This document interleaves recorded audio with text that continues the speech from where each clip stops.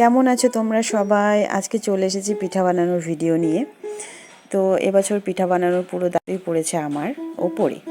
তো এই যে চালটা ভালো করে ধুয়ে জল ঝরিয়ে রাখছিলাম, জলটা ঝরে গেছে। এখন এটাকে চলো মিক্সিতে গুঁড়ো করে নিই। মিক্সিতেই গুঁড়ো করে করা হয়। আগে যেমন হামল দিস্তা বা আমাদের সামগাইন ছিল সেটাতে করা হতো, তো এখন ওগুলো নেই, সেজন্য মিক্সিতেই গুঁড়া করি। আর তোমাদের সাথে একটা কথা শেয়ার করব আজকে। অনেকেই আমাকে প্রশ্ন করেছিলে, মেসেজ করেছিলে যে দিদি তুমি ভিডিও কেন করো না। ভিডিও না করার পেছনে আমার বেশ দুটা কারণ আছে। দুটা কারণই খুব গুরুত্বপূর্ণ কারণ আর কি। মানে এখন ক্যামেরা কোয়ালিটি তোমরা দেখছো খুব একটা ভালো না। আর ভিডিও করতে গেলে একটা ভালো ক্যামেরার ফোন চাই। তো আমি যেই ফোনটা দিয়ে আগে ভিডিও করতাম সেই ফোনটা আমার নষ্ট হয়ে গেছে। তো সেজন্য ভিডিও করা বন্ধ করে দিয়েছিলাম। পরে যেহেতু একটা অভ্যাস না ভিডিও করার, শর্ট ভিডিও আমি দিতাম। তো এবার ভাবলাম যে না, এই ভিডিওটা আমি করি, তারপর তোমাদের জিজ্ঞেস করব যে এই ভিডিও ক্যামেরা কোয়ালিটিটা কেমন। অতটা ভালো না হলেও মানে আগের মতো না আর কি। তো তোমরা যদি আমাকে কমেন্ট করে বলো যে না ঠিক আছে দিদি, এই ভিডিও এই ক্যামেরা দিয়েই তুমি করো আপাতত, যতদিন নিতে না পারছো, তো তোমরা যদি কমেন্ট করো তাহলে আমি আবার ভিডিও করার সাহসটা পাবো। তো তোমাদের সাথে কথা বলতে বলতে আমার চাল দেখো গুঁড়া হয়ে গেছে আর অল্পটুকু বেরিয়েছে। 2 কেজি চাল ভিজিয়েছিলাম। তো এখন নারকেলটা আমি ছুলে নিচ্ছি।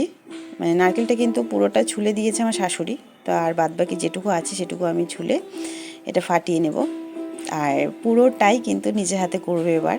মানে চাল ভেজানোর থেকে শুরু করে, চাল গুঁড়ো করার থেকে শুরু করে, নারকেল কোড়ানোর থেকে শুরু করে সবটাই নিজের হাতে করব। তো চলো করে নিই। আর এটাই হলো কারণ বিশেষ করে। আর আরেকটা কারণ যেটা হলো, অনেকে আমি এবছর স্কুলে দিয়েছি, সেজন্য আমি একদমই টাইম পাচ্ছি না। আর মেন কারণ তো ক্যামেরা, তাই না? ক্যামেরা কোয়ালিটি ভালো না হলে সত্যি ভিডিও করে তখন মনে হয় যে ভিডিওটা ভালো হচ্ছে না, কেউ দেখবে কি দেখবে না, সেজন্য মনটা ভেঙে যায়। তো তোমরা যদি আমাকে বলো তাহলে আমি আবার সাহস পাবো। তো এদিকে আমি পায়েসও বসিয়ে দিয়েছিলাম, দেখো গুড়ের পায়েসটা হয়ে গেছে। আর পাটিসাপটা এবার শুরু করে দেব।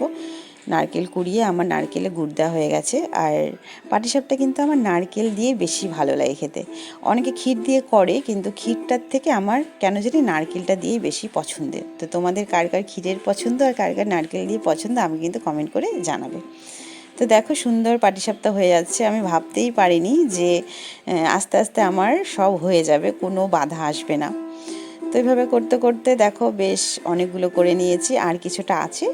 ওই কিছুটা করলেও আমার পুরো পাটিসাপটা কমপ্লিট হয়ে যাবে। তো পাটিসাপটা হয়ে গেছে। আরেকটা জিনিস দেখাচ্ছি, এই দেখো, দেখেছো কেক বানিয়েছিলাম। এটা হচ্ছে আমি ফেসবুক থেকে দেখেছিলাম। তো প্রথমে ভাবছিলাম কেমন হবে কি না হবে, তাই প্রথম থেকে ভিডিও করিনি। তো হওয়ার পর দেখছি ভালোই হয়েছে, সেজন্য দেখাচ্ছি। এটা হলো চালের কেক, এর মধ্যে নারকেল আর খেজুর গুড় দেওয়া আছে। তো এটা আরেক সময় বানালে তোমাদের আমি রেসিপিটা দেখিয়ে দেবো। তো এই যে পৌষ সংক্রান্তির পিঠা হয়ে গেছে, পাটিসাপটা, পায়েসটা আমি বানিয়েছি, আর সাদা পিঠাটা পুরোটাই আমার শাশুড়ি বানিয়েছে। তো তোমাদের কেমন লাগলো অবশ্যই কমেন্ট করে জানিও। আর আমি কি এই ক্যামেরা কোয়ালিটি নিয়ে ভিডিও করব কি করব না, সেটাও আমাকে কিন্তু কমেন্ট করে তোমরা জানাবে, তাহলে আমি সাহস পাবো। তো আজকের মতন এখানেই শেষ করব। পরে আবার কবে দেখা হচ্ছে সেটা বলতে পারছি না।